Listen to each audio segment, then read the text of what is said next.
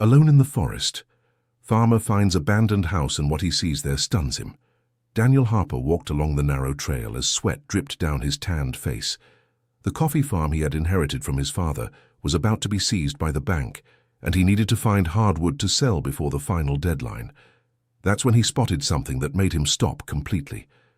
An old structure emerged among the fog-covered trees, as if the forest itself had decided to embrace it. The roof was completely covered in green moss, and small plants grew between the broken tiles. Daniel felt a tightness in his chest and lit his flashlight to see better. "My God," he murmured, approaching slowly. The house seemed to have been abandoned a long time ago, but something about it strangely caught his attention. The wooden walls were darkened by moisture but still sturdy. The front door hung on one hinge, creaking softly with the wind blowing through the treetops.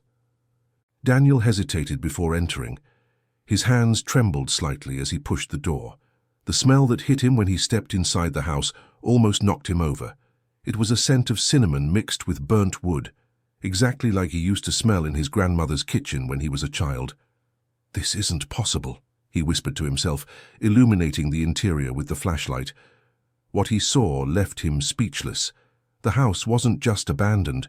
It seemed as if someone had left in a hurry, but with care. A solid wood table occupied the center of the main room, still set with plates, as if waiting for a meal that never arrived. On the wood-burning stove in the corner, an iron pot contained remnants of food crystallized by time. Daniel approached the table, running his fingers over the smooth surface. Someone had taken good care of that place.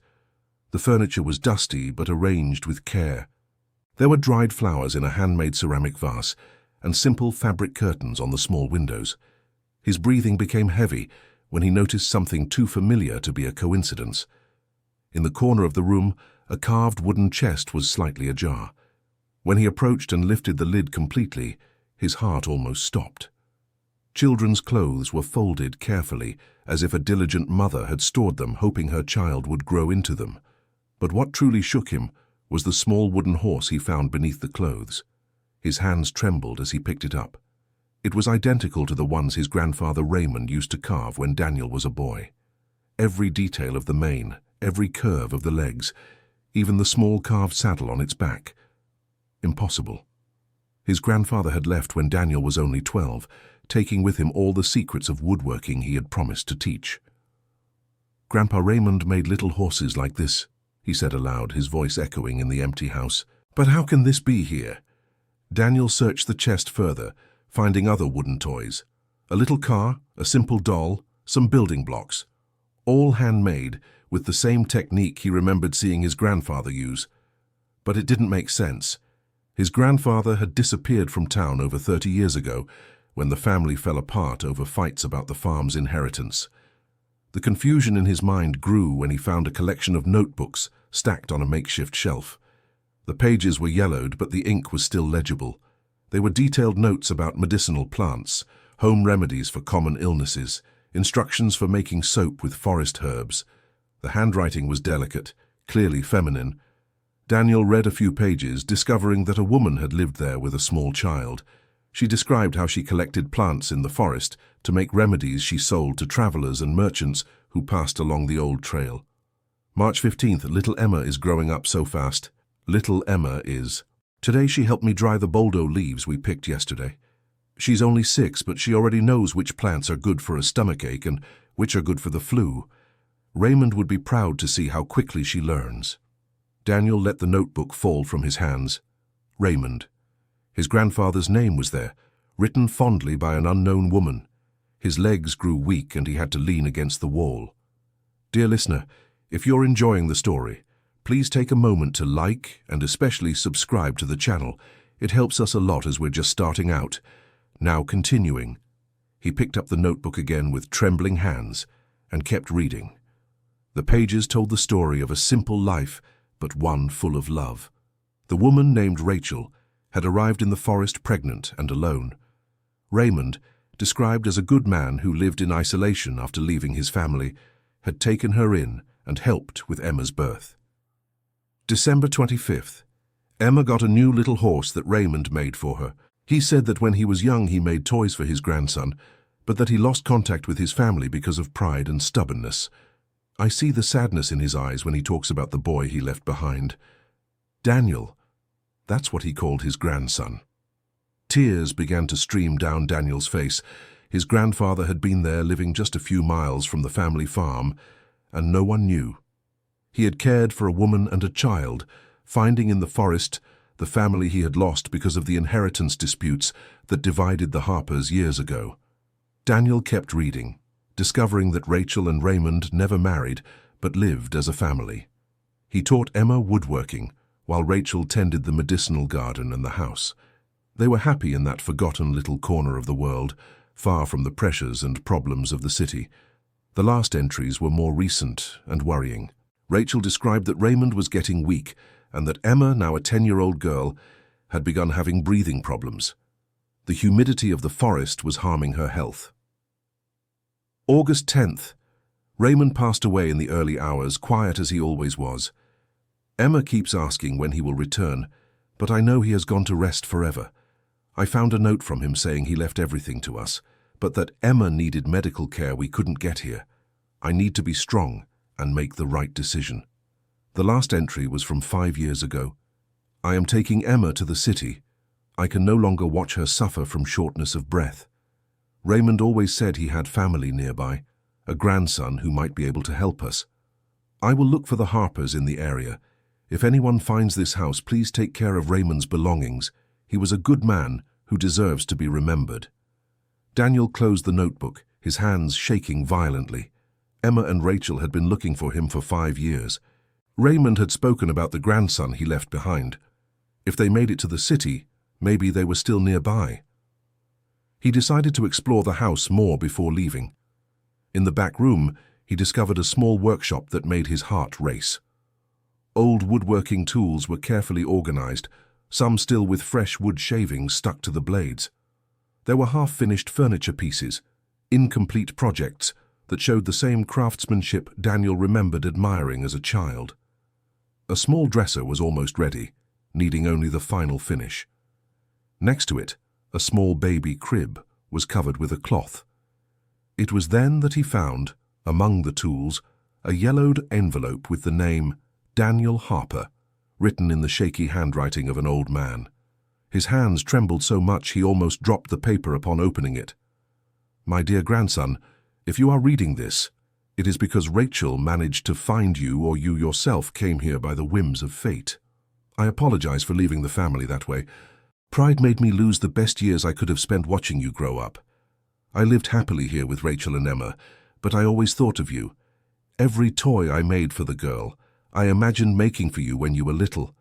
Every piece of furniture I carved, I remembered the lessons I wanted to teach you. Rachel is a good, honest woman who cares for Emma like an exemplary mother. The girl is smart and affectionate and needs a real family.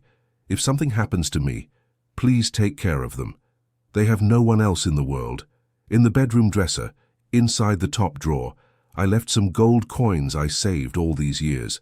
Use them to help Emma if she needs medical treatment, and if you wish, turn this house into something good. It was built to be a happy home. Your grandfather, who always loved you, Raymond Harper. Daniel collapsed into an old chair, the weight of the discovery crushing him. His grandfather had died loving a family he found in the forest, but without ever forgetting the grandson he left behind. And now Rachel and Emma were somewhere, perhaps struggling, looking for a family that didn't know they existed. He ran to the bedroom and opened the drawer his grandfather mentioned. There were 15 gold coins, carefully wrapped in a cloth. There was also a faded photograph of Raymond with Rachel and Emma. The girl smiled, hugging the man Daniel remembered as strong and imposing, but who in the photo looked thinner and older. Beside the photo, another paper, an address in the neighboring town of Clear Springs, with a note, Rachel's cousin's house, Mrs. Mary of Sorrows, Acacia Street 47, if they need help. Daniel's heart raced. They had left an address. There was still hope of finding them. He carefully stored the coins and papers, but before leaving, he felt he needed to better understand who these people his grandfather loved were. He returned to the notebooks and read more pages, discovering details that moved him deeply. Rachel had arrived in the forest fleeing an arranged marriage by her father. She was pregnant by a man who abandoned her when he learned of the pregnancy. Raymond found her fainting on the trail, nearly dying of hunger and cold, and took her home. For months he cared for her as a father would a daughter. When Emma was born, it was Raymond who made the first crib, the first little clothes, the first toys. Rachel described how the lonely man had transformed into a dedicated and affectionate grandfather. Emma calls him Grandpa Ray, and he melts every time. He does anything she asks. Yesterday she said she wanted a little house for her dolls, and he's already carving one. I've never seen a man be so patient and gentle with a child. But there were also sad passages. Rachel noticed that Raymond carried a deep sorrow for the family he left. He spoke little about the past, but sometimes spent hours looking at an old photograph of a little boy. He misses Daniel terribly, that's clear. Sometimes I catch him whispering his grandson's name while working in the workshop. I think he regrets leaving his family's life, but he's too proud to go back and apologize. Daniel felt his chest tighten with pain. How many times had he thought of his grandfather all these years? How many times had he wondered if he was still alive, if he thought of the family he left? Now he discovered that Raymond had suffered as much as he had. He decided he couldn't waste any more time. He needed to find Rachel and Emma as soon as possible. He packed the most important items in his backpack and left the house, but not before looking one last time at that place that had revealed so many family secrets. The trail back to the road seemed longer now that his mind was full of thoughts. How would he explain to Rachel who he was? How would Emma react upon learning that Raymond's grandson had finally appeared? And most importantly, would they still be at the address they left? When he reached his old pickup truck, Daniel looked at his watch. It was already past 3 in the afternoon. If he left now, he would arrive in Clear Springs before nightfall. The debt with the bank could wait one more day. There was something much more important to resolve. The road to Clear Springs was full of curves and potholes, but Daniel drove with determination. For the first time in months, he felt there was a real reason to have hope. Perhaps the solution to his problems wasn't in finding wood to sell, but in finding the family his grandfather had left for him to care for. The town of Clear Springs was small and simple. Daniel stopped at a gas station to ask about Acacia Street. The attendant, a friendly, middle-aged man, knew the area well.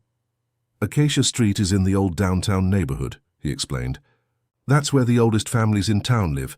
Mrs. Mary of Sorrows, of course I know her. She's a seamstress, a very good woman. She's lived there for over 40 years. Daniel's heart raced. They had chosen to stay with a trustworthy and well-known person in town. That was a good sign. He followed the directions and soon found Acacia Street. The houses were simple but well kept, with small gardens in front and a peaceful atmosphere. Number 47 was a 2-story house, painted light blue with a small sign on the door, Mary of Sorrows, Sewing and Embroidery. Daniel parked and spent a few minutes gathering courage. How would he start this conversation? What would he say to these women who didn't know him, but who represented such an important connection to his past? He took a deep breath and knocked on the door. A woman of about 60 with graying hair tied in a bun answered with a gentle smile. "Good afternoon. Can I help you?" "Mrs. Mary of Sorrows, my name is Daniel Harper. I'm looking for Rachel and Emma. I think you know them." The woman's face changed completely. She looked him up and down, as if trying to recognize him. "Harper? You said Harper?" "Yes, ma'am. I'm the grandson of Raymond Harper. Today I found the house where they lived in the woods and discovered that my grandfather—" "Good heavens!" Mary interrupted, bringing her hands to her chest. "Rachel, Emma, come here quickly. It's him. It's Daniel." Daniel heard hurried footsteps coming from inside the house. First appeared a woman of about 45, thin, with brown hair tied in a braid. Her eyes were large and expressive, and she looked frightened. "Daniel," she whispered. "Are you really Daniel?" Behind her appeared a teenager of about 15, with curly hair and curious eyes. She was holding a book and looked at Daniel with a mixture of admiration and apprehension. "It's me," Daniel replied, his voice choked. "I'm sorry to appear so suddenly, but today I found the house in the woods and read the notebooks. I learned that Grandpa Raymond—" Rachel began to cry. She covered her face with her hands, and her shoulders trembled. Emma approached and hugged her, looking at Daniel with a worried expression. "Mom, don't cry," Emma said softly. "It's Daniel, the one Grandpa Ray always talked about. Remember, he said that one day we would meet him." Mary of Sorrows motioned for Daniel to come in. "Come in, let's not stand talking at the door. Rachel, go get that coffee you made. And you, Daniel, sit here and tell us everything." The living room of the house was cozy, with simple sofas and many photographs on the walls. Daniel noticed that some of the pictures were of Rachel, Emma, and Raymond together, smiling at the house in the woods. Rachel composed herself and returned with a tray of coffee. Her eyes were red, but she smiled timidly. "I always told Emma that one day you would show up," she said, pouring the coffee with trembling hands. "Raymond talked about you all the time. He said you were a good boy, hard-working, that you would grow up and become a good man." "He missed you terribly," Emma added, sitting beside her mother. "Whenever he made a toy for me, he'd say he wished he'd made one just like it for you when you were little." Daniel felt his eyes fill with tears. "I missed him too. I never understood why he left like that. My father was deeply hurt, and after that the family was never the same again." "He regretted it," Rachel said softly, "especially at the end when he got sick. He said his pride had been the biggest mistake of his life, that he should have swallowed his pride and come back to ask the family for forgiveness." Dear listener, if you're enjoying the story, please take a moment to like and especially subscribe to the channel. It helps us a lot as we're just starting out. Now continuing. "But why did you leave the forest?" Daniel asked. Rachel sighed deeply before answering. "Emma started having breathing problems because of the dampness, and after Raymond passed, it became very difficult to maintain that house alone. Besides, she needed to go to school to have contact with other people. It wasn't fair to keep her isolated just because I was afraid of the outside world." "How have you been living here?" "Mrs. Mary took me in like a daughter," Rachel replied, looking affectionately at the older woman. "I work with her doing sewing and embroidery. Emma goes to the public school and is doing very well. But—" she hesitated. "It's been hard. Her treatment for the breathing problems is expensive, and sometimes we can barely afford it." Daniel felt a pang in his chest. While he was worried about the farm's debt, Emma needed medical treatment, and they were struggling to pay. "Grandpa Raymond left some things for you," he said, taking the gold coins wrapped in cloth from his backpack. He wrote a letter saying this was to help with Emma's treatment. Rachel's eyes widened at the sight of the coins. "My God, Daniel, this is so much money. Raymond saved all this. He saved it for years, hoping you might need it. And he wrote that I should look after you if anything happened to him." Emma approached and gently touched Daniel's arm. "Are you really going to look after us?" she asked with the innocence of a teenager, but with the eyes of someone who had already suffered too much. Daniel's heart broke. How could a 15-year-old girl ask a question so loaded with hope and fear at the same time? "I will," he replied, surprising himself with the firmness in his own voice. "I don't know how yet, but I will. Grandpa Raymond wanted me to look after you, and that's what I'm going to do." Rachel began to cry again, but this time they were tears of relief. "Daniel, we don't want to be a burden to you. I know you have your own life, your own problem." "Actually," Daniel interrupted, "my problems might be smaller than I thought. I'm losing the farm to the bank, but maybe that's not such a bad thing. Maybe it's a chance to start something new, something that includes you." "What do you mean?" Mary of Sorrows asked, intrigued. "The house in the forest. It's in good condition, and Grandpa Raymond's workshop still has all the tools. I saw half-finished furniture, unfinished projects. He was making beautiful things." Emma perked up. "Grandpa Ray taught me how to work with wood. I know how to make little horses, little carts, and I was learning to make small furniture when we left." "Really?" Daniel smiled for the first time since he'd arrived. "He always wanted to teach me too. Maybe we can learn together." Rachel looked at him curiously. "Are you thinking of going back to the forest?" "I'm thinking of turning that house into something productive, a studio, a workshop where we can make handmade furniture to sell. There's no shortage of good wood in the area, and handmade things are valued nowadays." "But you don't know the craft," Rachel observed. And I don't know anything about selling furniture either. Then we'll learn together. You know about medicinal plants. You could teach how to make furniture with natural fragrances, unique things. Emma already knows how to work with wood, and I can handle the commercial side, the sales. The conversation stretched on all afternoon. Daniel told them about his financial situation, the debt with the bank, the pressure to sell the farm. Rachel spoke about the years in the forest, about how Raymond was affectionate and dedicated, but melancholy for his distant family. Emma showed some objects she had brought from the house, small wood carvings she had made by herself, following the techniques Raymond had taught. Daniel was impressed with the girl's skill. "She has the golden touch," Mrs. Mary of Sorrows commented with pride. "Everything she sets out to do, she does well. Raymond always said she was born with the gift." As the sun began to set, Daniel knew his life had completely changed that day. Not only had he found the family his grandfather had left for him, but he had also discovered a possible path to solve his financial problems. "Listen, Rachel," he said, taking her hands. "I know it's a lot to decide all at once, but what if we all go to the house together tomorrow? You can see how it is. Decide if you think our idea could work." "What if Emma has a breathing problem there?" Rachel asked, worried. "We'll take it easy. If she feels sick, we'll come back right away.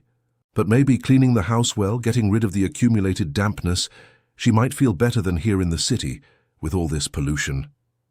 Emma looked at her mother with pleading eyes. "Mom, I want to see the house again. I want to see if Grandpa Ray's workshop is still the way we left it." Rachel sighed, but Daniel could see she was also interested in the idea. "All right, tomorrow we'll go take a look. But if I think it's not good for Emma, we give up, okay? Deal." That night, Daniel slept at Mrs. Mary of Sorrows' house.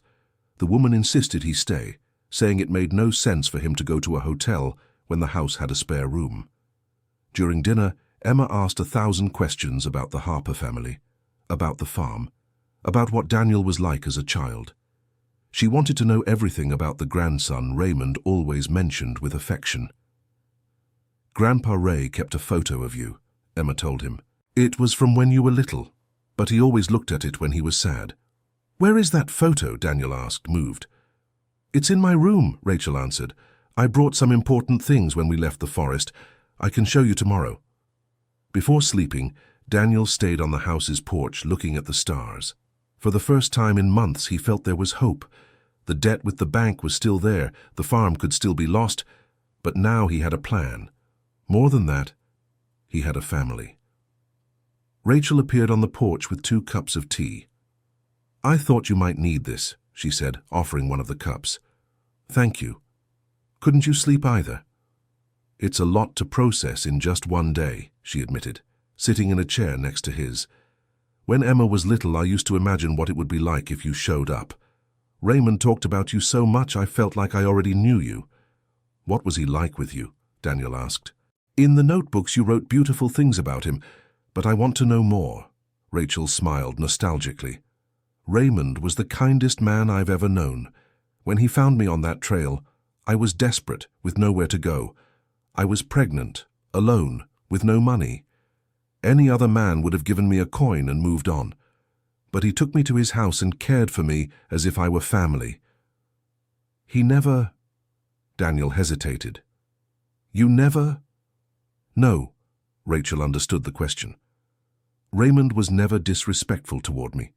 He slept in the workshop, I stayed in the main bedroom. When Emma was born, he made a small crib to stay by my side, but he kept his distance. He was a kind man, you know, from the old school who respected a woman." "But did you care for each other?" Rachel thought before answering. "I think so.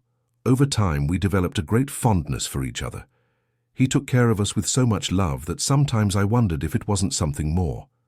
But he never declared anything, and I never had the courage to ask. Maybe he thought it wasn't right since I was much younger, and he had taken me in during a difficult situation." "And how did you live? What supported the household?" "Raymond made furniture to order for some people in the region. Merchants who knew his work would come and place specific orders. I tended the medicinal garden and made homemade remedies that we sold at a market in a neighboring town. We didn't have much money, but we had enough to live well." "And Emma? How did she react when Grandpa Raymond passed? Rachel was silent for a few moments. It was very hard. Emma adored Raymond. To her, he was the only grandfather she knew, the only father she had. When he got sick, she wouldn't leave his side. She insisted on bringing him food, telling him stories, showing him the work she did in the workshop. Does she know who her biological father is? She knows it was a man who abandoned me when he found out about the pregnancy, but she never showed interest in knowing more. To her, Raymond was always the father figure, and now... Rachel looked at Daniel. I think she's seeing in you an opportunity to have a family again. And you? What are you seeing in me? Rachel blushed slightly. I'm seeing the man Raymond always described. Good, hard-working, with his heart in the right place. Someone I can trust. They talked until late, exchanging stories about Raymond and about their lives. Daniel discovered that Rachel was an intelligent and determined woman who had been through many hardships, but kept her sweetness and hope. The next day, they left early for the forest. Emma was excited, Rachel was nervous, and Daniel was eager to show them that his idea could work. The path to the house seemed easier now that Daniel knew the trail. When they reached the moss-covered building, Emma let out a joyful shout.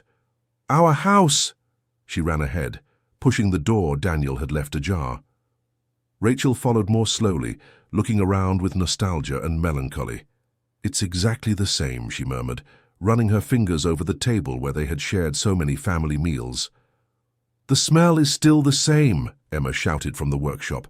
Mom, come see, Grandpa Ray's tools are all here. Daniel watched the two explore the house, seeing tears in Rachel's eyes when she found objects that sparked special memories. Emma, in turn, was radiant, handling the tools and unfinished projects as if she had returned home after a long journey. What do you think? Daniel asked after they had finished looking at everything. The house needs a thorough cleaning, Rachel observed, ever practical. And we'd have to solve the moisture issue so Emma doesn't have respiratory problems. We can manage that, Daniel replied. I can bring a dehumidifier, open the windows better, maybe even do some renovations to improve ventilation. And the workshop is in perfect condition, Emma added excitedly. I can finish the projects Grandpa Ray left half done. I think he'd like that. Rachel walked to the kitchen window and looked out at the forest. Are you sure we'll be able to sell furniture made here? It's a very isolated place. That's exactly why, Daniel explained. Handcrafted furniture, made by hand, with reforested wood and traditional techniques. People in town are tired of mass-produced furniture. They want unique pieces with history. And how would we get the furniture to buyers? I have a pickup truck. We can make deliveries, participate in craft fairs, even sell online. Nowadays it's easier to promote this kind of work. Emma approached the window where Rachel was. Mom, I really want to move back here. Here I feel close to Grandpa Ray, and I can finish learning everything he wanted to teach me. Rachel looked at her daughter, then at Daniel. All right, we'll try, but with a few conditions. What are they? First, Emma continues her studies. If we're going to live here, she'll have to do high school remotely, or we'll figure out a way for her to go into town every day. Agreed, and what's the second condition? We split everything equally. Work, income, expenses. I don't want to be a burden to you, Daniel. I want to be a real partner. Daniel extended his hand to her. Partners, then. Rachel shook his hand, sealing the agreement. The following days were intense with work. Daniel managed to postpone the bank loan payment for another month, explaining he was developing a project that could resolve his financial situation. Meanwhile, they dedicated themselves to transforming the forest house into a livable and productive place. Daniel brought dehumidifiers, cleaning supplies, and some modern tools to complement Raymond's old ones. Rachel took responsibility for cleaning the entire house, organizing a system for the natural remedy recipes they could produce and sell alongside the furniture. Emma immersed herself in the workshop, determined to finish all the projects Raymond had left incomplete. Daniel divided his time between helping with cleaning and learning the woodworking techniques his grandfather used.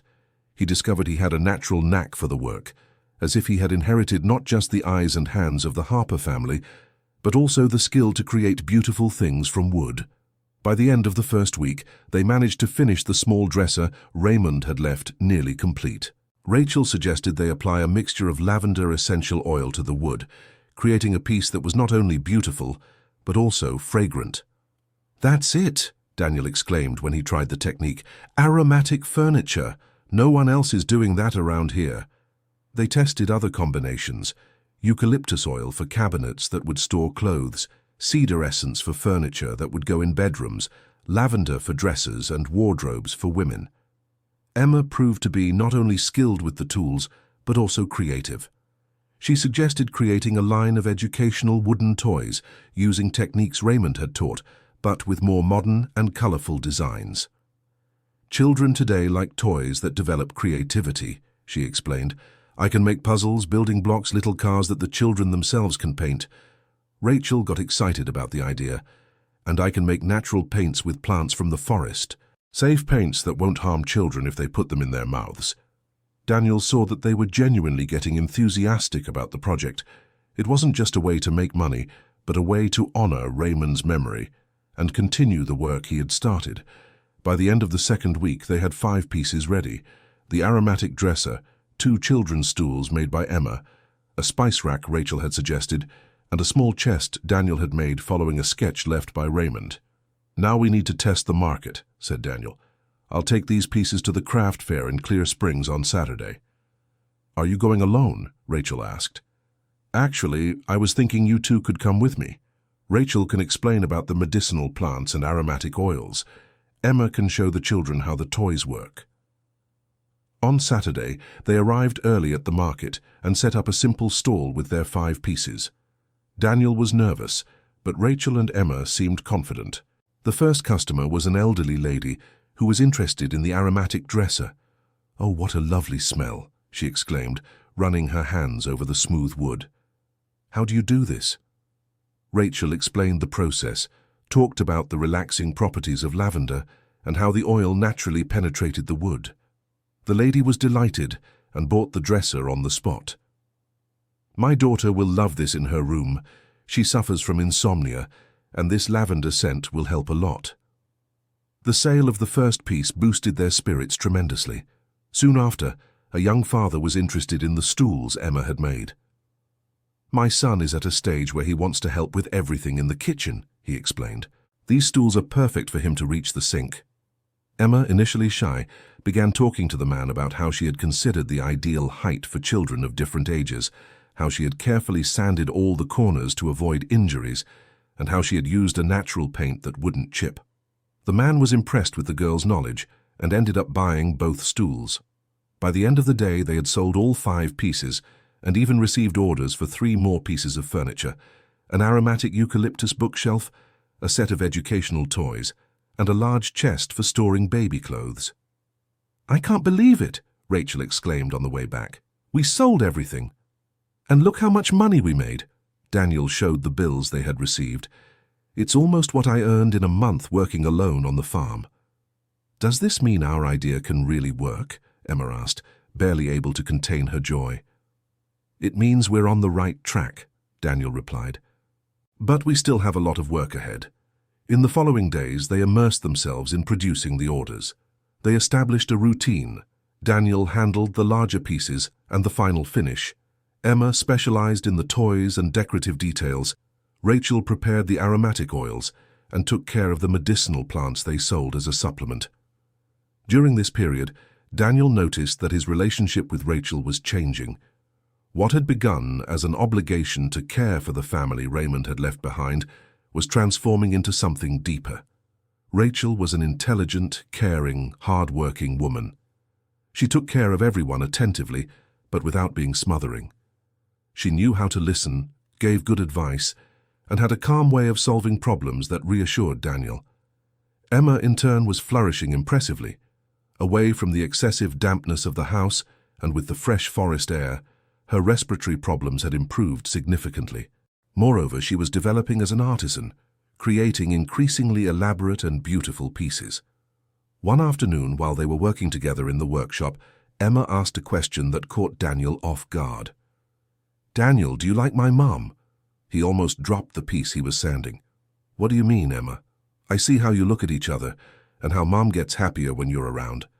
I think you like each other, but you're afraid to say it." Daniel blushed intensely. "Emma, I respect your mother very much. She's a wonderful woman, a fantastic mother." "That's not an answer," Emma interrupted with teenage frankness.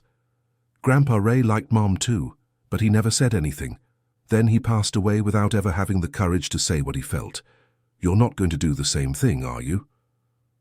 The girl's observation hit him like a punch in the stomach. Had Raymond lost his chance to be happy because of fear and social conventions? "What do you think I should do?" he asked Emma. "I think you should talk to her. Mom has already suffered a lot in life. She deserves to be happy, and you deserve it too. You're good together." That night, Daniel stayed awake thinking about the conversation with Emma. The girl was right. His relationship with Rachel had evolved far beyond the sense of duty he felt because of Raymond. He truly cared for her, admired her strength and determination, and felt good in her company. The next day, he decided to take action. He waited for Emma to leave to study at Mrs. Mary of Sorrows's house and approached Rachel, who was organizing jars of aromatic oils. "Rachel, can I talk to you?" "Of course," she replied, noticing his seriousness. "Did something happen?" "No, nothing bad. It's just, well..." Daniel felt like a teenager trying to ask a girl to dance. "I wanted to talk about us." Rachel stopped what she was doing and looked at him carefully. "About us?" "About what's happening between us, because something is happening, right? Or is it just me feeling this?" Rachel blushed slightly. "No, you're not imagining things. I've also noticed that our relationship has changed." "Changed how?" "Daniel, when you showed up here, I thought you would just be someone fulfilling an obligation Raymond had left, but you've proven to be much more than that. You are caring, hard-working, dedicated, and You what?" "I've caught myself thinking of you as something more than a work partner or a family friend." Daniel felt his heart race. "Rachel, I really like you. I like the way you take care of everyone, your strength, your determination. I like talking to you, working by your side. And I know this might seem strange considering how we met, but..." "It's not strange," Rachel gently interrupted him. "It's natural. We are two people who have been through hardships, who found each other in an unusual situation and discovered we fit well together. So you feel this too?" "I do, but I'm afraid." "Afraid of what?" "Afraid of confusing gratitude with feelings. Afraid that you feel obligated to like me because of what Raymond asked. Afraid that Emma will be disappointed if things don't work out between us." Daniel stepped closer and took her hands. "Rachel, nothing I feel for you has to do with obligation. And as for Emma, I think she's already figured it all out and is rooting for us to be together." "Really?" "Yesterday she asked me directly if I liked you, and she said she didn't want me to make the same mistake Grandpa Raymond did, who never had the courage to declare his feelings." Rachel smiled for the first time in the conversation. "That girl is very smart for her age." "Yes, and very wise too. She said we deserve to be happy." Rachel looked into Daniel's eyes for a long moment. "And do you think we could be happy together?" "I think we already are. These last few days have been the best of my life in a long time. Not just because of the work, but because of the family I found. Family. You are the family I never had. Emma is like a daughter to me, and you are the woman I would like to have by my side forever." Rachel felt her eyes fill with tears. "Daniel, I would like that too. But what if it doesn't work out? What if we ruin everything we've built together? Then let's take it slow. No rush, no pressure. Let's let things happen naturally." They hugged for the first time as something more than work partners. It was a long, tender hug, full of promises and hope. When Emma returned from Mrs. Mary of Sorrows's house in the late afternoon, she found the two of them working together in the kitchen, preparing dinner. But something had changed. They smiled more, looked at each other differently. There was a lightness in the air that she soon noticed. "Did you talk?" she asked directly, without beating around the bush. Rachel and Daniel looked at each other and smiled. "We talked," Rachel replied. "And?" Emma insisted. And we discovered we are more than work partners, Daniel finished. Emma jumped for joy. I knew it! I knew you two would end up together. Grandpa Ray would be so happy if he knew. Life in the forest house became even more harmonious after that conversation. Daniel and Rachel didn't change their routines much, but there was a new intimacy between them, a complicity that made everything more enjoyable. The aromatic furniture business continued to grow. They attended fairs in neighboring towns every weekend, always returning with requests for new orders. Emma developed so much as an artisan that she began creating her own pieces, innovating on the techniques Raymond had taught her. Her educational toys became highly sought after by parents concerned with giving their children creative alternatives. Rachel expanded her line of natural products, creating not only aromatic oils but also soaps, scented candles, and even a very effective natural repellent against insects from the region. Dear listener, if you're enjoying the story, please take a moment to like and especially subscribe to the channel. It helps us a lot as we're just starting out. Now, continuing. 3 months after they started the project, Daniel managed to completely pay off his debt with the bank. The farm was saved, but now he was certain he no longer wanted to work alone with coffee.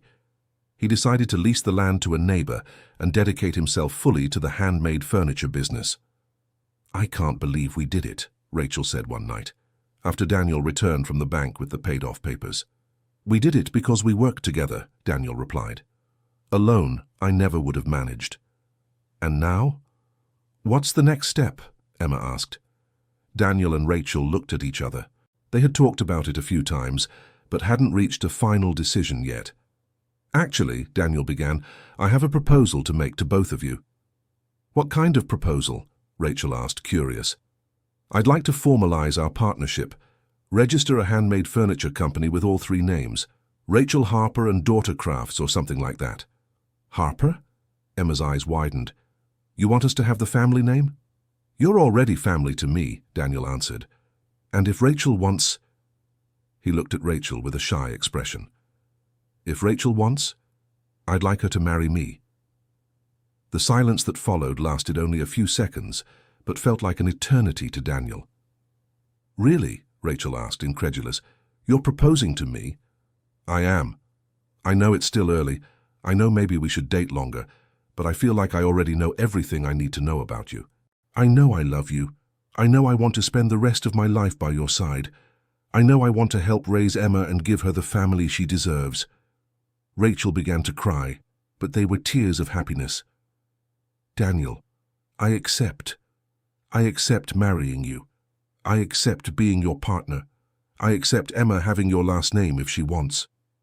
I do, Emma exclaimed, hugging them both at the same time. I really want to be Emma Harper. That night, they planned not only the wedding, but also the expansion of the business. They had ideas to open a physical store in one of the neighboring towns, to hire other artisans from the region, to develop a complete line of aromatic furniture. You know what Grandpa Raymond would say if he saw all this? Emma asked, as they sketched plans for a possible store. What? Daniel and Rachel asked simultaneously. He'd say love builds things more lasting than any tool. Rachel and Daniel looked at each other, moved by the girl's wisdom. He'd be right, Daniel said. Love is what built all this. Daniel and Rachel's wedding was simple but moving. They held the ceremony at the forest house itself, with only a few close friends and Mrs. Mary of Sorrows, who cried with joy throughout the entire celebration. Emma was the maid of honor and insisted on reading a text she had written especially for the occasion. Today isn't just the day my mother marries Daniel, it's the day our family becomes complete. I'm sure Grandpa Ray is watching everything from above and is smiling. He always wanted the people he loved to be happy, and today we are the happiest family in the world. There wasn't a dry eye at the small celebration. In the following months, the aromatic furniture business was definitively consolidated. They opened a store in Clear Springs and hired 2 local artisans to help with production.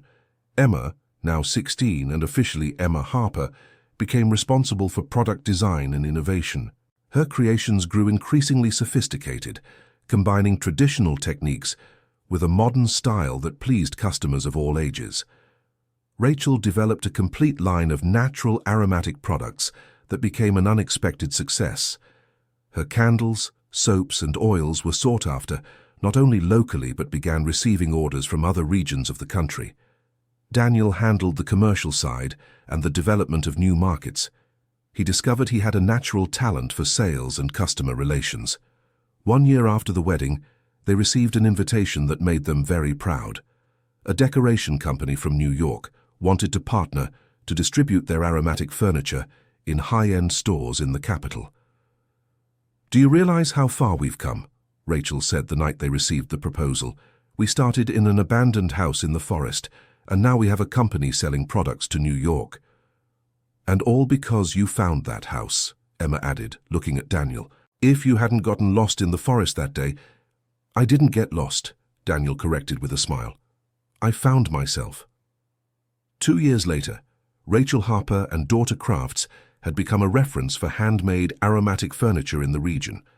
They employed 8 people, had 2 stores, and distributed products to several towns inland. But what made Daniel proudest wasn't the commercial success. It was seeing Emma graduate high school with excellent grades and plans to study furniture design at a nearby university. It was seeing Rachel fulfilled, confident, in charge of her own destiny. It was the family they had built together, based on love, mutual respect, and teamwork. Emma, now 18, had become a beautiful and talented young woman. Her innovative projects had caught the attention of famous designers, and she received a scholarship to study at a renowned university. "I'm going to miss you both so much," she said, the day before leaving for university. "We'll miss you too," Rachel replied, hugging her daughter. "But we are so proud of you." "The company will be here waiting for you to return," Daniel added. "With your innovations and our experience, we'll conquer the entire country." "I'm sure of it," Emma smiled. "After all, we are a family of winners." That night, after Emma left, Daniel and Rachel stayed on the porch of the forest house looking at the stars, as they had done so many times over the years. "Do you regret anything?" Rachel asked, resting her head on her husband's shoulder. "The only thing I regret is not finding this house sooner," Daniel answered, kissing the top of his wife's head. "And I regret not having had the courage to look for you before," Rachel added. "We could have been happy together much longer. But maybe it wasn't the right time," Daniel reflected. "Maybe we needed to go through everything we went through to appreciate what we have now." "Do you think Raymond planned all this?" Daniel laughed softly. "I think Grandpa Raymond just wanted the people he loved to be happy, and he succeeded even after leaving. He brought you and Emma into my life and brought me into yours. One final lesson from the wisest carpenter we ever knew," Rachel concluded. "That love is the most powerful tool for building a happy life." 3 years later, Emma returned from university with a degree in furniture design and a head full of innovative ideas. Rachel Harper and daughter Crafts was ready for a new phase of expansion. But the biggest surprise came when Emma announced she had met someone at university and wanted to introduce him to the family. "His name is Michael. He's a forestry engineer, and he's very interested in learning about our work with sustainable wood," Emma explained, beaming. When Michael arrived to meet the family, Daniel and Rachel were impressed with the young man. He was respectful, intelligent, and genuinely interested in the work they did. "It's incredible how you've managed to create a sustainable business that benefits the entire local community," Michael commented during dinner, "and using techniques that preserve the region's artisanal traditions." "It was Grandpa Raymond who planted the seed," Emma explained. "We just continued his work." "I would really love to know the full story," Michael said. "Emma has told me some things, but I'm sure there's much more to learn." Daniel and Rachel spent the whole night telling Michael the entire journey, from the day Daniel found the house in the forest to the present moment. The young man listened to everything with genuine attention and admiration. "You turned a personal tragedy into a family success story," Michael concluded. "It's inspiring." At the end of the visit, Michael made an unexpected proposal. "I'm graduating soon, and I would like to write my thesis on your work, on how it's possible to combine environmental preservation, artisanal traditions, and sustainable economic development. Would you be willing to participate in an academic research project?" "Of course," Emma replied immediately. "It would be incredible to have our story documented that way." And perhaps it could help other entrepreneurs follow a similar path, Rachel added. Show that it's possible to succeed without destroying the environment or forgetting traditions. In the following months, Michael developed his research, spending a lot of time with the family and documenting all the processes they used. His thesis became an academic milestone, winning awards and generating interest from universities and research institutes. But the most important thing for the Harper family was that Michael proved to be a young man of integrity and dedication who loved Emma sincerely and deeply respected the work they did. 1 year later, Emma and Michael were married in a beautiful ceremony at the Forest House. Michael officially joined the company, bringing technical knowledge that allowed the business to expand even further. During the ceremony, Emma made sure to place a photo of Raymond on the main table. "He may not be here physically," she said during her speech, "but he is present in every piece of furniture we make, in every technique we use, in every value our family stands for." 5 years after Emma and Michael's wedding, Rachel Harper and Daughter Crafts had become a medium-sized company, recognized nationally for its quality and sustainability. Daniel, now 55, had become a respected businessman, but he never lost the simple, caring manner that had won over Rachel and Emma. Rachel, at 50, was a woman fulfilled both professionally and personally. Her line of natural products had expanded, and she was writing a book about the region's medicinal plants. Emma and Michael had 2 children, a boy named Raymond in honor of his great-grandfather, and a girl named Sarah after the godmother who had helped them so much. The Forest House remained the center of the operation, but now it was also a home full of life, with 4 generations of the Harper family working and living together. During the Sunday family gatherings, it was common to see Daniel teaching little Raymond how to work with wood, using the same techniques his grandfather had used decades before. "Grandpa Daniel, why does the wood smell so nice?" asked the curious 5-year-old boy. "Because your great-grandmother Rachel taught us to put love into the things we make," Daniel answered, with the wisdom the years had brought him. "And love always leaves a special scent." The boy smiled and continued working on his little wooden car, as focused as an experienced craftsman. Rachel watched the scene from the kitchen window, her heart full of gratitude. How many times during the difficult years in the forest with little Emma had she dreamed of a large, happy family like this one? "What are you thinking about?" Daniel asked, approaching and hugging his wife from behind. "I'm thinking about Grandpa Raymond," Rachel replied, leaning against her husband's chest. "Do you think he ever imagined that his decision to take me in that forest, would result in all this?" "I think he just wanted to do good," Daniel reflected. "The rest was a natural consequence of the love he planted." "Love that you continued when you decided to take care of us," Rachel turned to kiss her husband, "and that our children and grandchildren will continue." "It's the most important legacy we can leave," Daniel agreed. "Not money or property. It's family love, honest work, respect for nature and for people." Emma approached with little Sarah in her arms. "What are you two talking about with such serious faces?" "We're talking about how we got here," Rachel explained, reaching out to take her granddaughter. "And about how we want our family to continue for many generations," Daniel finished. Emma smiled, looking around the house that had become the center of a beautiful story of love and overcoming. "I'm sure it will continue," she said. "After all, we built all this with our own hands and with a lot of love. And what is built with love lasts forever." Michael joined the group, holding Raymond by the hand. "What do you think about taking a walk through the forest?" he suggested. "I want to show Raymond where the wood we use comes from." "Good idea," Daniel agreed. "It's important for him to understand that we respect the nature that gives us everything we need." The whole family went out for the walk, following the same trail where Daniel had gotten lost years before in search of wood to sell. Now he walked surrounded by his family, knowing he had found much more than wood in that forest. He had found his destiny. As they walked, Emma told the children the story of their great-grandfather Raymond, of how he had been a good man who learned that love is more important than pride. "And that's why our family always talks about problems instead of fighting," she explained to little Raymond. "Because great-grandfather taught that families should unite, not separate."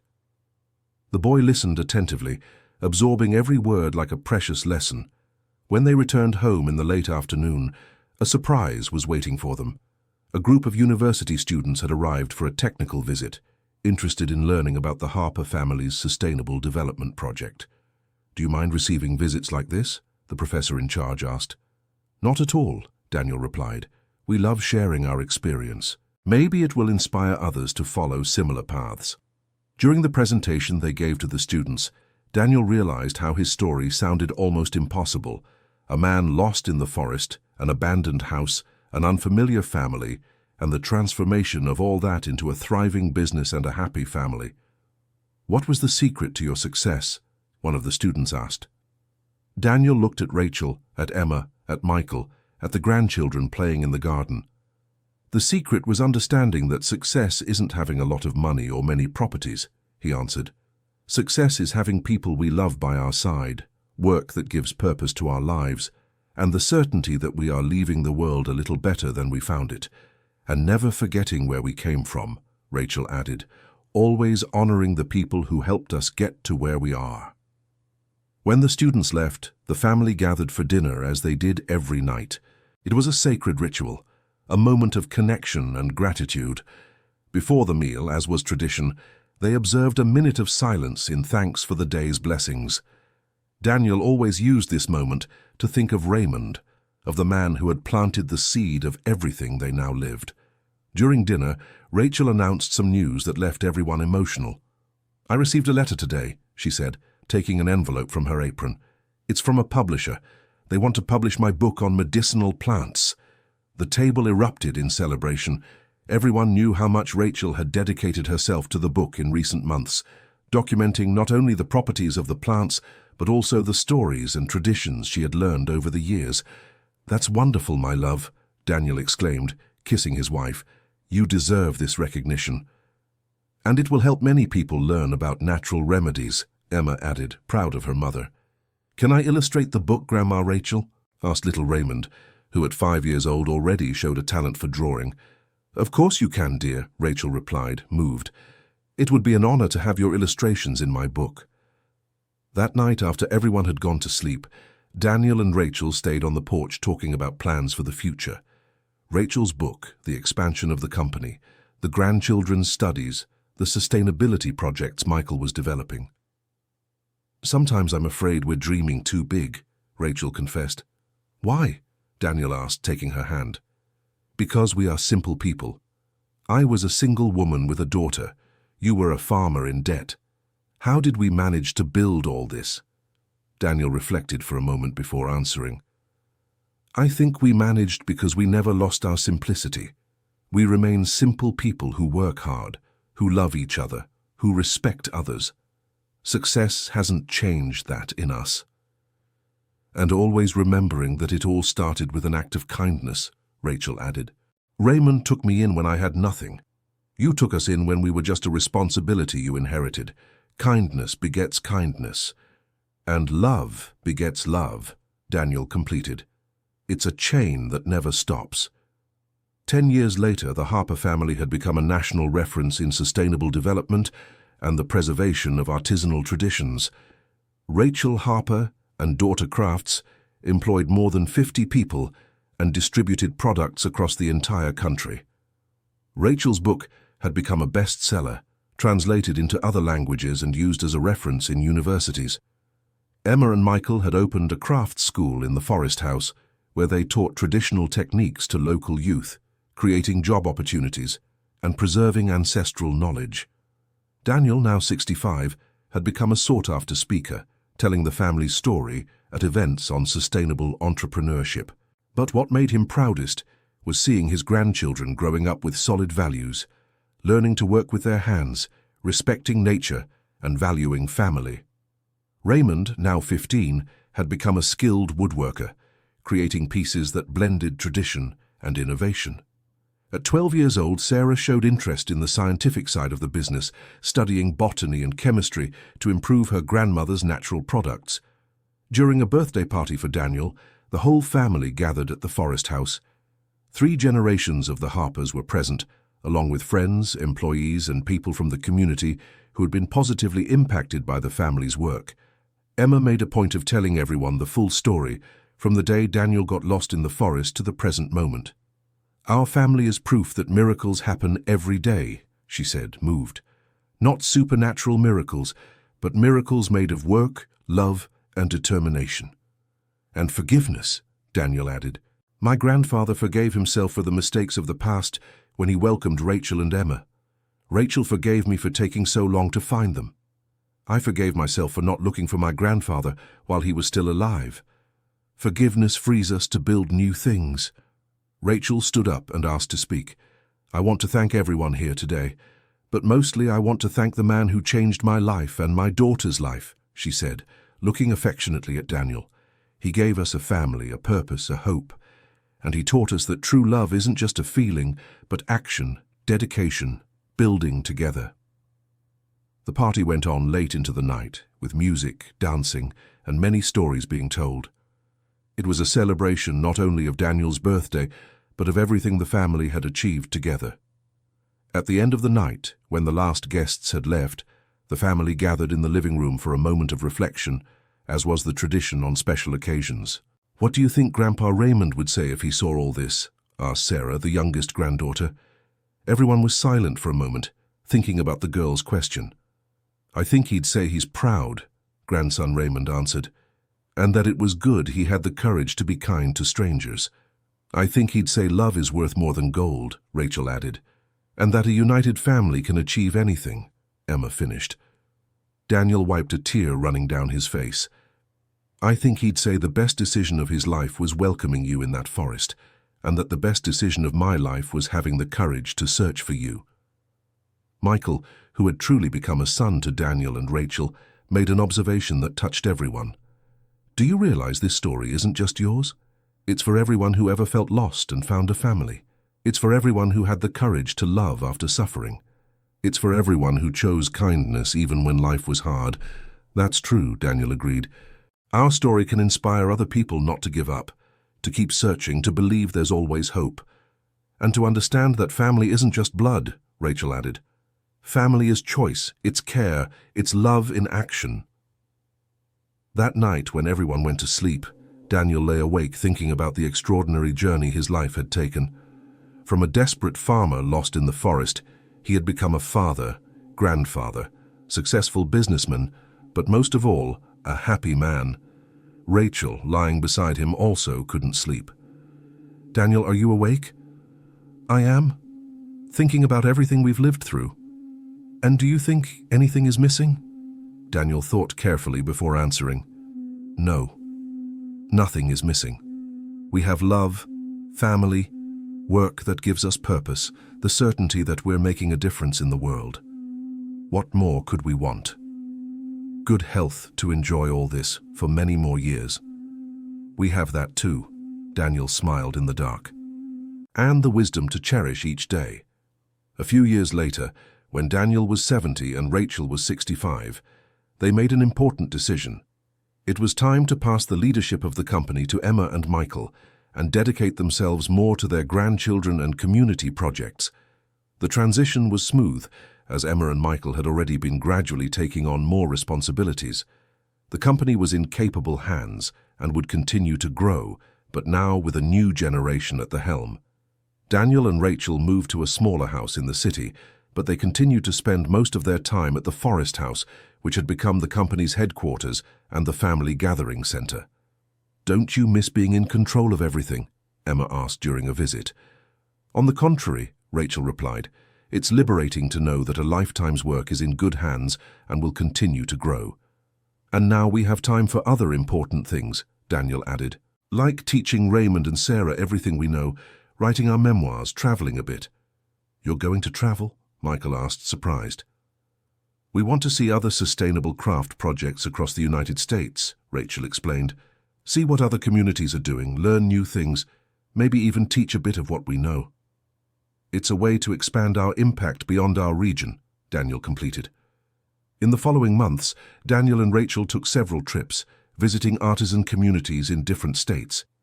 Each place they visited taught them something new and inspired them to think of new ways to contribute to sustainable development. During one of these trips, they met a community of fishermen in New England that was struggling to market their handmade crafts, made with materials from the sea. "Have you ever thought about creating a network of artisan cooperatives?" Daniel suggested during a meeting with the community leaders. "How so?" they asked. "Several communities working together, sharing knowledge, creating a unique brand, sharing sales channels," Rachel explained. The idea generated immediate enthusiasm. In the following weeks, Daniel and Rachel helped organize meetings between different artisan communities, facilitating the exchange of experiences and the creation of partnerships. When they returned home, they brought the proposal to Emma and Michael. "How about Rachel Harper and Daughter Crafts also becoming a platform for other communities?"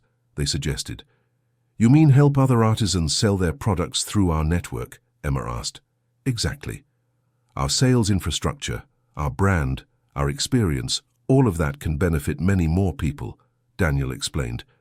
"And it would be a way to honor Grandpa Raymond's memory even more," Michael added, excited by the idea. He believed in helping people. The new phase of the company was an extraordinary success. Rachel Harper became a platform that connected dozens of artisan communities with national and international markets, always maintaining the principles of sustainability and fair trade. Daniel and Rachel became respected consultants in community development, traveling across the country to help other families and communities find sustainable paths to prosperity. But what made them happiest was seeing that their grandchildren were growing up with the same passion for craftwork and family values. Raymond, at 18, had become a master carpenter, constantly innovating, but always respecting traditional techniques. Sarah, at 15, was already talking about studying environmental engineering to contribute even more to the family's sustainability projects. During a family meeting to discuss the company's future, Raymond made a proposal that surprised everyone. "Grandpa Daniel, Grandma Rachel, how about we create a foundation in honor of our great-grandfather Raymond? A foundation that teaches crafts to at-risk youth?" Daniel felt his eyes fill with tears. "Tell me more about this idea, my grandson." "Well, we always talk about how craft work saved our family, right?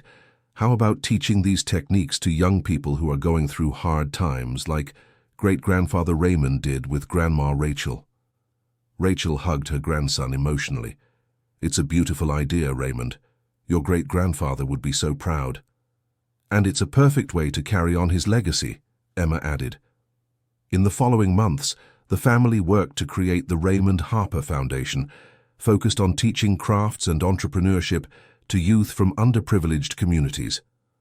The first class of students was selected from teenagers in orphanages and low-income families in the region. The project included not only teaching craft techniques, but also financial education, personal development, and psychological support.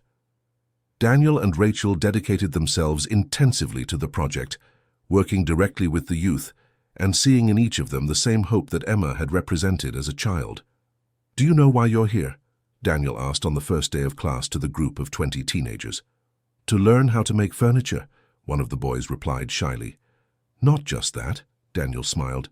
"You are here to learn that there is always hope, that there is always a second chance, that there are always people willing to help when you are willing to work and grow." Rachel added, "And to learn that you have value, that you have talent, that you can build a dignified and prosperous life with your own hands." Over the months, Daniel and Rachel saw many of those young people transform completely. Boys and girls who arrived distrustful, angry at life gradually became confident, creative, hopeful. "It's like seeing our own story repeating itself," Rachel commented to Daniel one afternoon after a particularly rewarding class. "With one important difference," Daniel observed. "Now we are the ones offering the second chance instead of receiving it. The circle is complete." 5 years after the foundation's creation, over 200 young people had already gone through the program. Many of them started their own businesses. Others were hired by local companies. Some even earned scholarships to universities. During the graduation party for the 10th class, a young woman named Anna Marie gave a speech that moved everyone. "When I arrived here, I didn't believe in anything anymore. I thought the world was unfair and that people like me had no chance to be happy.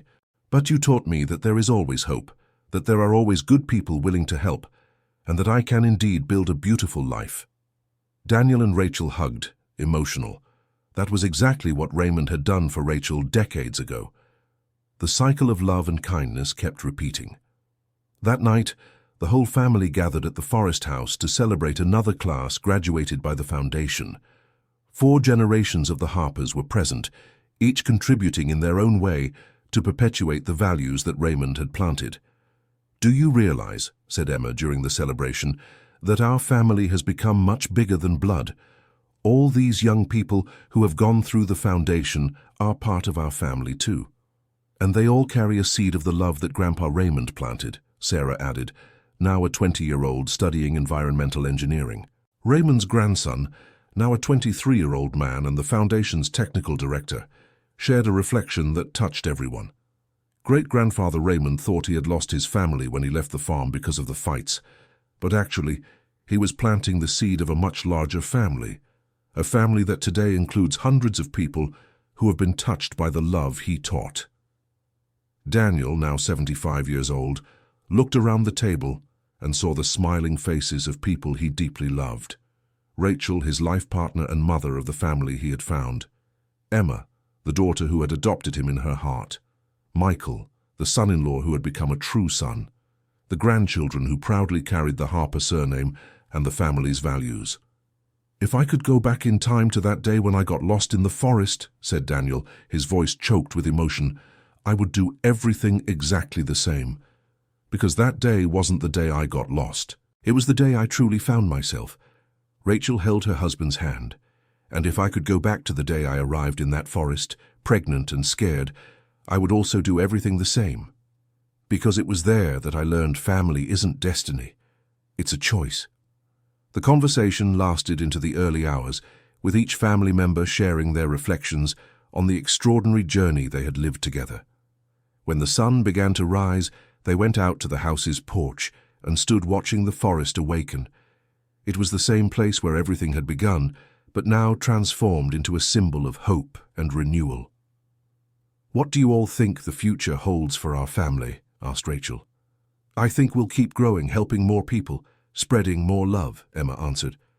"And teaching the next generations that it's always worth believing in people's goodness," Michael added. "And that a life has purpose when we live for others, not just for ourselves," Raymond completed. Daniel closed his eyes and took a deep breath of the pure forest air that had become his home and his sanctuary. "Then let's keep doing what we know how to do best," he said. "Love, work, help, build. One piece of furniture at a time, one transformed life at a time, one happy day at a time." 15 years after that moment, Daniel Harper turned 90 years old. The party was held at the Forest House, as always, but now it was necessary to set up tents in the garden to accommodate all the people who wanted to celebrate with him. Present were not only the Harper family, but dozens of young people who had gone through the foundation, artisans from various partner communities, company employees, and people from all over the region who had been positively impacted by the family's work. During the party, a special tribute was announced. The regional city council had decided to create a public park on the site of Daniel's original farm, and the park would bear the name Raymond Harper Park, in honor of the love that builds families. "It's the way we found to forever perpetuate the story of this extraordinary family," said the mayor during his speech. "A family that proved that with love, work, and determination, it's possible to transform tragedies into triumphs." Daniel could barely speak from emotion. Rachel, now 85 but still lucid and active, held his hand and smiled through tears. Emma, Michael, and their now adult children watched the scene with immense pride. The seed planted by Raymond decades ago had transformed into a leafy tree that bore fruit for hundreds of people. Raymond's grandson, now 38 and president of the foundation, made sure to read a special letter during the party. This letter was written by Anna Marie, that young woman who graduated from our first class 20 years ago. Today she has a furniture company in New York and employs 15 people. She asked me to read it at Grandpa Daniel's party. "Dear Harper family, today my daughter turned 5. When I look at her, I remember how different my life was before I met you. I was a lost girl, without hope, without perspective. You taught me that there is always a second chance, There are always good people in the world. There are always reasons to believe in the future. My company today produces furniture for children's hospitals, special furniture for kids undergoing medical treatment. It's my way of giving back to the world a little of the love I received from you all. When I tell my daughter the story of how I met the Harper family, she always asks, "Mommy, are they our relatives?" And I always answer, "Yes, they are, my dear. They are our family of the heart." Thank you for teaching me that family isn't blood but love, that work isn't an obligation but a purpose, that life isn't fate but a choice. With eternal love, Anna Marie and family.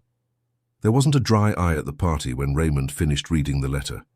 Daniel stood up slowly, supported by Rachel, and asked to speak. "My dears," he began with a trembling but firm voice, "today I turn 90, but I feel my true life began at 55, when I got lost in these woods and found my true family." He looked at Rachel with immense affection. "Rachel, you taught me that to love is to care, to build together, to choose every day to stay by the loved one's side. Thank you for 55 years of partnership, love and happiness." Then he looked at Emma. "Emma, you taught me that children of the heart are as true as children of blood. Thank you for accepting me as a father and for becoming the daughter I always dreamed of having." To Michael. "Michael, thank you for becoming the son I gained when Emma grew up. Thank you for caring for our company and our family with such tenderness." To the grandchildren, "Raymond and Sarah, you are the continuation of our story. You will carry forward everything we built, but you will also build new and even more beautiful things." Finally, he looked at all those present. "And to each one of you here today, thank you for being part of this giant family that grew around our small love story. You are proof that when we plant love, we harvest an entire forest of happiness." The party continued late into the night with music, dancing, and many stories being told. It was a celebration not only of Daniel's 90 years, but of an entire life dedicated to family and community.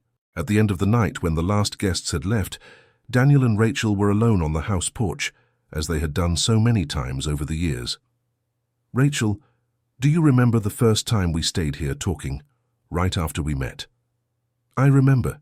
You asked me what my life with Raymond was like, and I told you all about him. And you asked me what I saw in you, remember?" "I remember." "Today I can answer that question better," Daniel said, taking his wife's hand. "In you I saw and still see the strongest, most generous, most loving woman I have ever known. The woman who transformed my life and taught me to be a better man."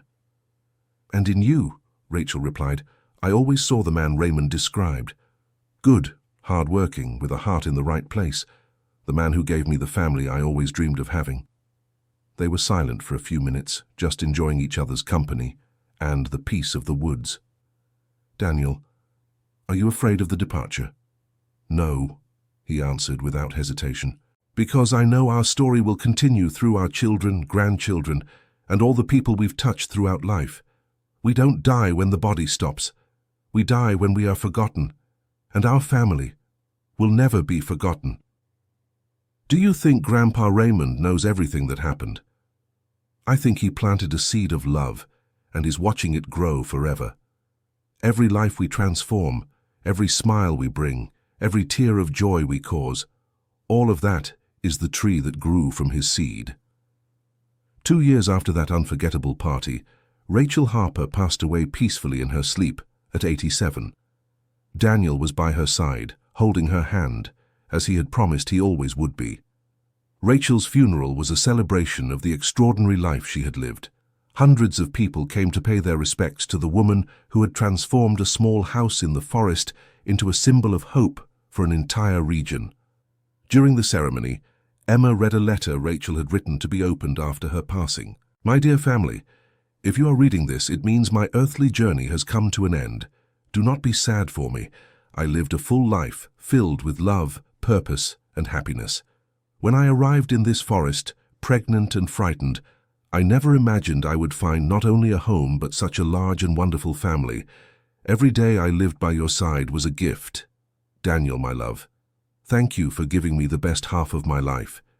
You taught me that it is never too late to start over, and that true love is worth every hardship. Emma, my dear daughter, you are and always will be my greatest achievement. Watching you grow up, get married, have children, and build a beautiful life was the greatest joy of my life. Michael, thank you for loving my daughter and caring for our family as if it were your own from the very beginning. Raymond and Sarah, you are the future of our family. Keep spreading love, kindness, and hope wherever you go. And to all the young people who have passed through our foundation, always remember you have value, you have potential, you can build beautiful lives. Never stop dreaming. Do not bury me with sadness. Bury me with gratitude for the wonderful life we had together. And always remember that love does not die. It only transforms and continues to live through the people we love. With eternal love, Rachel Harper. Daniel was visibly shaken by Rachel's passing, but found strength in the family they had built together. Emma moved in temporarily to care for her father. Michael took on more responsibilities at the company, and the grandchildren took turns keeping their grandfather company. "Grandpa Daniel," grandson Raymond said one afternoon, "we understand if you want to stop the foundation's activities for a while." "Stop?" Daniel looked surprised at his grandson. "Why would I do that?" "Because Grandma Rachel was so involved with the foundation. We thought without her. Raymond, your grandmother would not want us to stop helping people because we miss her. She would want us to continue with even more strength, to honor her memory." And that is exactly what they did. The foundation not only continued, but expanded its activities, creating a special program for teaching medicinal plants named the Rachel Harper Program. Daniel, even at 92 years old, continued to actively participate in the Foundation's classes and activities. His presence inspired the young students, who saw in him an example of how it is possible to maintain hope and determination even in the face of difficulties. During one of these classes, a young man named Ryan asked Daniel, "Mr. Daniel, how do you manage to stay cheerful even after losing the person you loved most?" Daniel thought carefully before answering. "Ryan, I did not lose Rachel. She is here with me every day," he said, touching his chest over his heart. "She is in every piece of furniture we make, in every young person we help, in every smile we bring about. True love does not die, it multiplies. But doesn't the longing hurt? It does hurt, but it's a good hurt, you know. It's a pain that reminds me how blessed I was to have 55 years beside the most wonderful woman in the world. I'd rather miss someone I loved than never to have loved at all."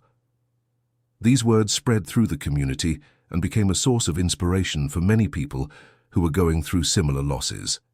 3 years after Rachel's passing, Daniel received a visit that moved him deeply. It was Anna Marie, that first student from the foundation who'd become a successful businesswoman in New York. She came accompanied by her daughter, now 8 years old, and her husband. "Mr. Daniel," said Anna Marie, "I came here to make a very special request." "What request, my dear?" "I want you to be my daughter's godfather. I know it's not the custom, but to me you are family. It was you and Mrs. Rachel who taught me how to be a mother, to be a woman, to be a good person." Daniel was moved to tears. "It would be a tremendous honor, Anna Marie. A tremendous honor." The ceremony was held in the small town's chapel with the entire Harper family present. Seeing that 8-year-old girl being sponsored by Daniel was yet another confirmation of how the circle of love continued to expand. During the party after the ceremony, Anna Marie's daughter approached Daniel with the typical curiosity of children. "Grandpa Daniel, is it true that you got lost in the forest and found a family?" "Yes, it's true, my dear." "And is it true that you built a huge company just from fragrant furniture?" Daniel laughed at the simplicity of the question. "That's also true." "And is it true that you help orphaned children learn how to work?" "True." The girl was thoughtful for a moment. "So does that mean sometimes when we get lost, we actually find ourselves?" Daniel was impressed by the depth of the child's observation. "You know, that's exactly it, my granddaughter. Sometimes we need to get lost to find the right path. And sometimes we need to help others to help ourselves too." "That's also true. Then when I grow up, I want to have a company just like yours, Grandpa Daniel, to help children and make fragrant furniture too. Anna Marie was moved hearing her daughter. She always talks about this. Since she was little, she says she wants to help children like you helped me. The legacy continues, Daniel murmured happily. In the following years, Daniel became an almost legendary figure in the region. At 95 years old, he still participated in the foundation's activities, still gave advice to young entrepreneurs, still told his story to anyone who would listen. His house remained the family's gathering place, and he made a point of keeping alive all the traditions they had created over the years, the Sunday dinners, the family meetings, the visits to the workshop where it all began. During one of these Sunday gatherings, Emma made a special announcement. "Father, I want to tell you some news." "What news, daughter?" "We just received a proposal from a publisher. They want you to write a book telling our complete story." Daniel was surprised. "A book? But daughter, I'm not a writer." "You don't need to be. The publisher said they'll assign a professional writer to help you. You just need to tell the story, the way you always tell it to people." "And you think it's worth it?"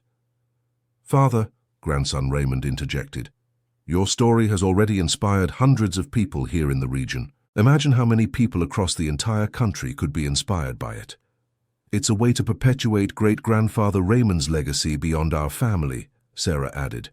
Daniel thought for a few moments. "If you think it can help other people, let's do this book." The following months were dedicated to creating the book. Daniel spent entire afternoons with the writer the publisher assigned, recounting in detail each phase of the Harper family's story. Remembering all of that was both emotional and painful. Daniel relived the moments of despair when he was losing the farm, the emotion of finding the house in the forest, the first meeting with Rachel and Emma, building the business, the marriage, the birth of the grandchildren, the creation of the foundation, Rachel's passing. "Mr. Daniel," the writer said during one of the sessions, "your story is extraordinary. But what impresses me most is how you managed to maintain simplicity and humility, even with all the success." "It's that we never forgot where we came from," Daniel replied, "and he never forgot that everything we achieved was thanks to collective work and the kindness of other people. When you remember that, it's hard to be arrogant. The book was launched on the day Daniel turned 96. The launch ceremony was held at the Forest House, with the presence of journalists, writers, local authorities, and of course the entire Harper family. "This book," said Daniel during his launch speech, "is not the story of Daniel Harper. It is the story of Raymond, who taught that kindness is worth more than pride. It is the story of Rachel, who taught me that love is construction. It is the story of Emma, who taught me that family is chosen. It is the story of Michael, who taught me that sons-in-law can be true sons. It is the story of my grandchildren, who are carrying forward everything we built." The book became an immediate success. Within a few months, it was among the country's bestsellers, and Daniel began receiving letters from readers all over the United States telling how the story had inspired their own lives. One of these letters came from a woman in Pennsylvania who was going through a difficult divorce and had lost hope of being happy again. "Mr. Daniel, I read your book in 2 days. I cried from beginning to end, but they were tears of hope. I am going through a very difficult time in my life. My husband left me after 20 years of marriage, and I am raising my 2 children alone. When I read about how Mrs. Rachel started over in the forest with little Emma, I understood that I can also start over. When I read about how you found a new family at 55, I understood that it's never too late to be happy. Thank you for teaching me that sometimes we need to get lost to truly find ourselves. I will keep fighting for my children and for a better life." Warmly, Mary Elizabeth Daniel was moved reading the letter. "Emma, do you see this? Our story is helping people we've never met, in places we've never visited. It's the power of love, Dad. When you spread love, it goes far beyond what you can imagine." The book's success brought invitations for Daniel to give talks in different cities. Even at 96, he accepted some of these invitations, always accompanied by a family member.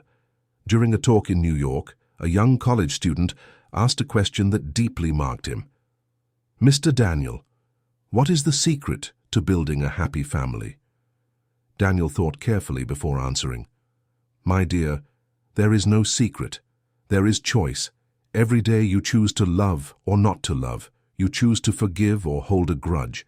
You choose to build together or destroy alone. A happy family is the result of many right choices made every day. But what about when things get hard? That's when it's even more important to make the right choices. When life gets tough, you discover who really loves you and who you really love.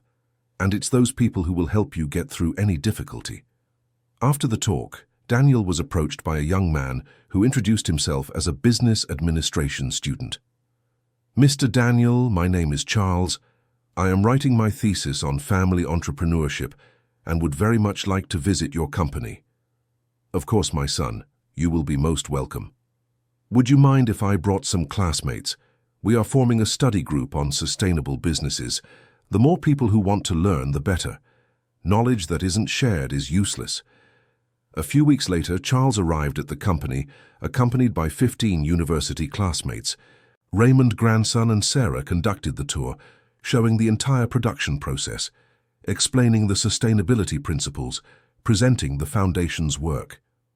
At the end of the visit, the students gathered with Daniel for an informal conversation. Mr. Daniel, said Charles, we were impressed by what we saw here. But one thing really caught our attention. What was it? Everyone who works here seems genuinely happy.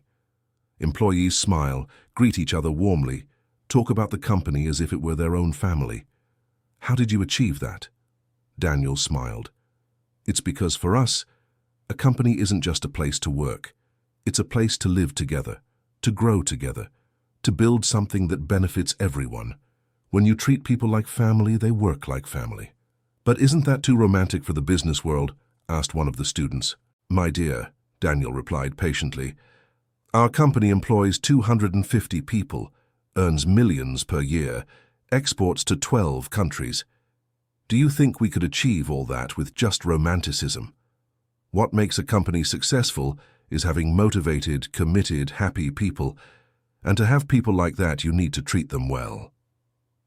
The conversation lasted all afternoon. Daniel told stories about the evolution of the company, about the challenges faced, about the difficult decisions they had to make over the years. The most important thing, he said at the end, is to never forget why you started. We started to save our family and honor the memory of Grandpa Raymond. 50 years later, that's still what drives us every day. When the students left, they made a promise. Several of them were inspired to create their own businesses based on the same principles of the Harper family. Grandpa Daniel, Sarah commented after they had left, do you realize you're creating a school of entrepreneurs? That's what your grandmother always said, Daniel replied. That good knowledge is shared knowledge. If our experience can help other young people build honest and sustainable businesses, we are fulfilling our role. The following year, Daniel received a wonderful surprise. 3 of the students who had visited the company returned to say they had created a cooperative of young rural entrepreneurs based on the principles they learned from the Harper family. Mr. Daniel, said Charles, now graduated and president of the cooperative, we want you to be our honorary advisor. It was you who inspired us to follow this path. It will be an honor, Daniel replied, moved, but I'll only accept if you promise me one thing. What, sir? That you will never forget to help other people as I am helping you, that you will continue to spread this chain of kindness. We promise. At 98 years old, Daniel Harper had become a nationally respected figure. His book continued to sell well, his company was studied in universities, his foundation had become a reference in social development. But what made him most proud was seeing that the family remained united and strong. Emma and Michael had raised wonderful children. Raymond, the grandson, was a respected businessman and a dedicated father. Sarah had become a brilliant engineer and was starting to date a young man the family adored. During a family gathering, Raymond, the grandson, made an announcement that left Daniel radiant with happiness. Grandpa Daniel, I have some news for you. What news, my grandson? Jennifer is pregnant. You're going to be a great-grandfather. The silence that followed lasted only a few seconds before erupting in celebration. Daniel cried with joy, hugging his grandson tightly. Is it a boy or a girl? It's still too early to know, but if it's a boy, we want to name him Raymond, to continue the family tradition. And if it's a girl? Emma asked, curious. Rachel, Jennifer replied, smiling, to honor her great-grandmother. Daniel couldn't contain his emotion. At 98 years old, he was going to meet a great-grandson or great-granddaughter. The Harper family was expanding to a fifth generation. In the following months, Daniel anxiously followed Jennifer's pregnancy. He and his daughter-in-law had developed a very affectionate relationship, and she always consulted him on matters related to family tradition. "Grandpa Daniel," she said during a visit, "I want my son or daughter to grow up knowing our whole family history. How can I do that?" Jennifer, the most important thing is that the child grows up seeing the family values lived out every day. Honesty, hard work, love for family, respect for people, care for nature. That is taught much more by example than by words. And when she's older, then you tell the stories. Tell her about great-grandfather Raymond, who taught that kindness is worth more than pride. Tell her about Grandma Rachel, who taught that love is something you build. Tell her how your family never gave up on each other. Jennifer followed Daniel's advice to the letter. When the child was born, a beautiful girl who was given the name Rachel, she was welcomed by a family that already loved her before they even met her. Daniel held his great-granddaughter for the first time with tears in his eyes. "Welcome to the Harper family, little Rachel," he murmured, kissing the baby's forehead. "You will grow up surrounded by so much love." Little Rachel became the joy of the family. Daniel spent hours playing with her, telling stories, singing old songs. At 99 years old, he had rediscovered the joy of having a small child nearby. "Grandpa Daniel," Emma said one day, "do you realize you've completed a perfect circle? You started by caring for a little girl when you met me, and now you're caring for another little girl at the end of your life." "It's true," Daniel smiled, "and they are the two best things that ever happened to me." During little Rachel's first months of life, Daniel dedicated himself intensely to recording all the family's stories on video. He wanted to ensure his great-granddaughter had access to every detail of the Harper journey. "Little Rachel," he would say to the camera with the baby in his arms, "when you grow up and watch this, I want you to know that you were born into a family that believes in the power of love, hard work, and unity. You will have choices to make in life, but always remember, choose love, choose kindness, choose to help people. That is what makes a life worthwhile." When little Rachel turned 1, Daniel organized a memorable party. It was the last big celebration he was able to organize personally, as his health began to decline soon after. During the party, Daniel gave an emotional speech. "My dear family, today our little Rachel turns 1, and I turn 100 years old. 100 years is a long time, and it was long enough to learn that the only thing that really matters in life is the people we love." He looked at each family member. "Emma, you were the daughter I always dreamed of having. Michael, you were the son I gained as a gift. Raymond and Sarah, you are the continuation of our story. Jennifer, you brought new joy to our family. And you, little Rachel, you are the proof that our family will keep growing with love." 3 months after that party, on a quiet Sunday morning, Daniel Harper passed away in his sleep at 100 years and 3 months old. He was in the Forest House, in the same room where he had first slept with Rachel decades before. His grandson Raymond was by the bed when he realized his grandfather had passed. "Rest in peace, Grandpa Daniel," he whispered, kissing the forehead of the man who had been his hero all his life. "Thank you so much for teaching us how to live a life with purpose." Daniel's funeral was an extraordinary farewell. Thousands of people came to pay their respects to the man who had transformed a small personal story into a legacy of love and hope for an entire region.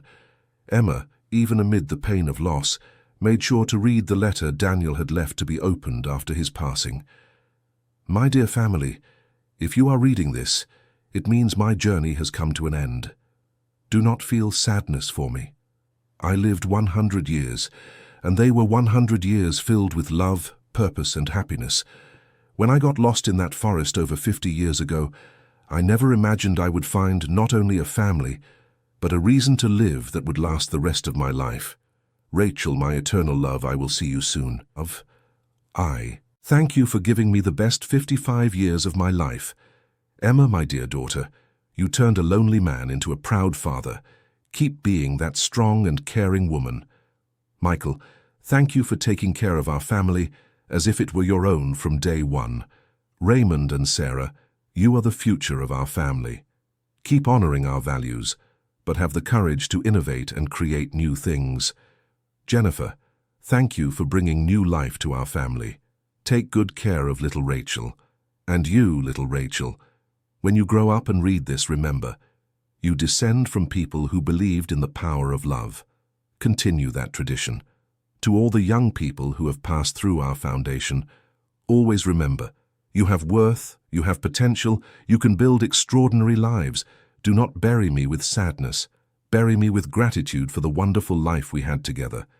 And keep doing good, spreading love, helping people. That is how my life will continue living through you. Until we meet again, Daniel Harper.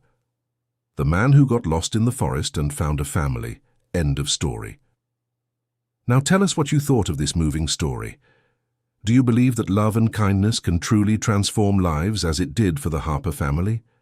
Leave your comment sharing your reflections on this journey of overcoming, family unity and hope. Your opinion is very important to us. And don't forget to leave your like and subscribe to the channel so you don't miss other stories that touch the heart. Thank you so much for your company on yet another journey.